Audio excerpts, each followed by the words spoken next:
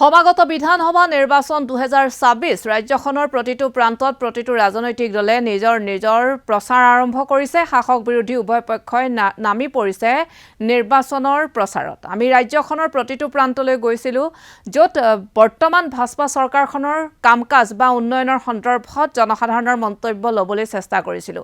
এইবাৰ আমি বজালীলৈ গৈছিলো। বজালীলৈ আমাৰ সতীৰ্থ সাংবাদিক নিপু বায়ন গৈছিল আৰু তেওঁ উপস্থিত হৈ বৰ্তমান ভাৰতীয় জনতা পাৰ্টিৰ এই চৰকাৰখনৰ কামকাজ সন্দৰ্ভত জনসাধাৰণৰ মন্তব্য ল'বলৈ তেওঁ চেষ্টা কৰিছিল।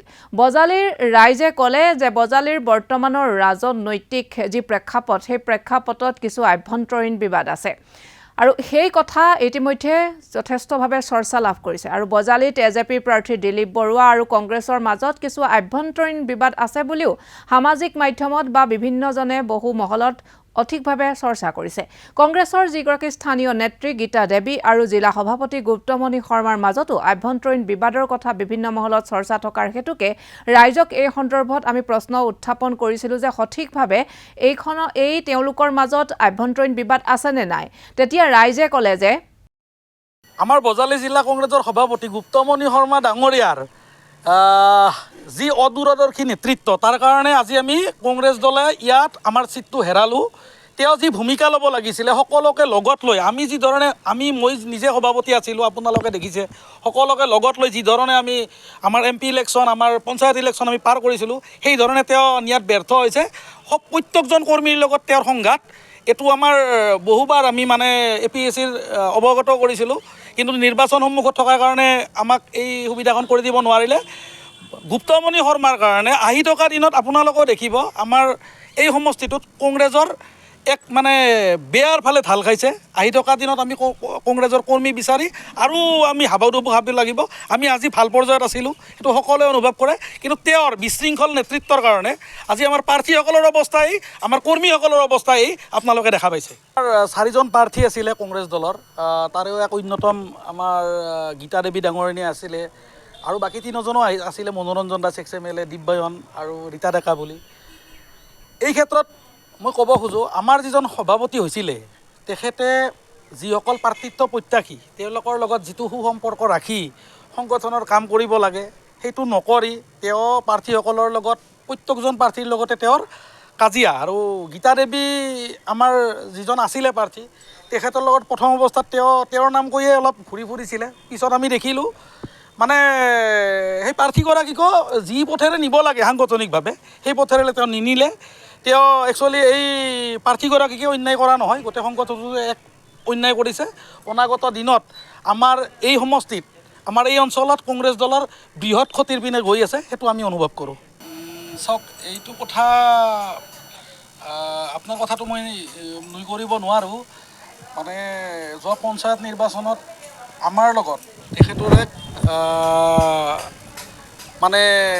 একেলগে মিত্ৰজোঁটত ইলেকশ্যন খেলিম বুলি এক সিদ্ধান্ত হৈছিলে, কিন্তু তেওঁ নিৰ্দলীয় প্ৰাৰ্থী হিচাপত তেওঁ প্ৰতিদ্বন্দ্বিতা কৰিম বুলি কৈ আমাৰ লগত এক লিখিত চুক্তিত স্বাক্ষৰিত হৈছিলে আৰু তাৰপিছত আমি তাত প্ৰাৰ্থী নিদিলোঁ আৰু আমাৰ যিখিনি কৰ্মী সকলোৱে লগ হৈ তেওঁক বিপুল ভোটত জয়যুক্ত কৰাৰ ক্ষেত্ৰত কংগ্ৰেছ দলৰ অৰিহণা আছিলে।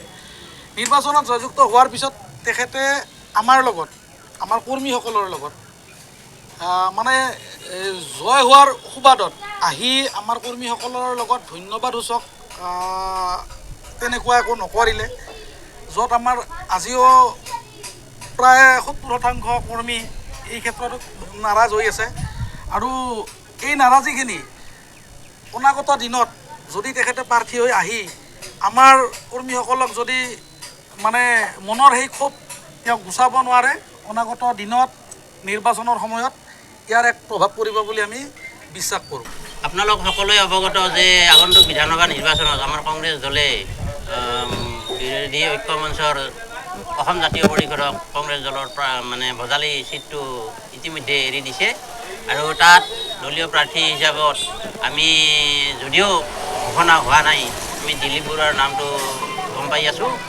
কিন্তু দিলীপ বৰুৱাৰ ক্ষেত্ৰত আমাৰ কংগ্ৰেছ দলৰ কিছু কৰ্মীৰ অলপ মতানৈক্য আছে। এই কাৰণেই তেওঁ বিগত পঞ্চায়ত নিৰ্বাচনত জিলা পৰিষদৰ দলীয় প্ৰাৰ্থী তেওঁ নিৰ্দলীয় প্ৰাৰ্থী হিচাপত নিৰ্বাচন খেলিছিলে।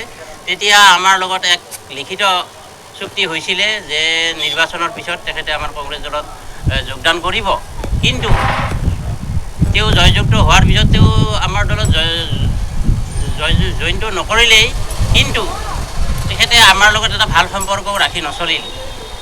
সেই অনুসাৰে আমি আমাৰ যিখিনি দলীয় কৰ্মী আছে সেই সকলৰ মাজত আমি মানে বুজোৱাটো আমাৰ অলপ মানে অসুবিধা হৈছে, কাৰণ তেখেতক আমি আমাৰ কংগ্ৰেছ দলৰ ফালৰ পৰা সমৰ্থন কৰিব লাগিবই নিশ্চয়, কিন্তু তথাপিও আমাৰ কিছু মানে 70-80% দলীয় কৰ্মীয়ে এই কথাটোত অলপ মত বিৰোধিতা কৰি আছে, কিন্তু আমি বুজাবলৈ চেষ্টা কৰিম।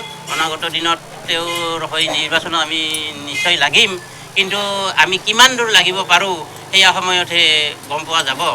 কংগ্ৰেছ দলৰ এই যিটো মানে চিটটো ইতিমধ্যেই মানে জাতীয় পৰিষদলৈ গ'ল, ইয়াৰ মূল কাৰণ হ'ল আমাৰ জিলা সভাপতি গুপ্তমণি শৰ্মাৰ বাবে।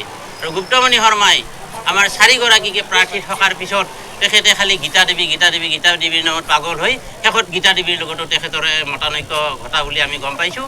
আৰু সেইকাৰণে দলৰ ঊৰ্ধ্বতম কৰ্তৃপক্ষই যে ইয়াত কংগ্ৰেছ দলৰ প্ৰাৰ্থী নিক্ষেপ কৰিলে নিশ্চয় পৰাজিত হ'ব। সেয়ে গুপ্তমণি শৰ্মাৰ অযোগ্য আৰু সাংগঠনিক ভীতি নথকা বাবে আমাক কংগ্ৰেছ দলৰ চিটটো জাতীয় পৰিষদক এৰি দিছে। এই বিবাদ 2025 চনৰ জিলা পৰিষদ নিৰ্বাচন অৰ্থাৎ পঞ্চায়ত নিৰ্বাচনৰ পিছত অধিকভাৱে স্পষ্ট হৈ উঠিছে। বজালী অঞ্চলত কংগ্ৰেছ নেতাসকল আৰু ৰাইজৰ মাজত কিছু সংযোগৰ অভাৱ বা ৰাইজৰ সৈতে কংগ্ৰেছৰ নেতাসকলে বা কংগ্ৰেছে গভীৰ সম্পৰ্ক নৰখাৰ অভিযোগ উত্থাপন হৈছে।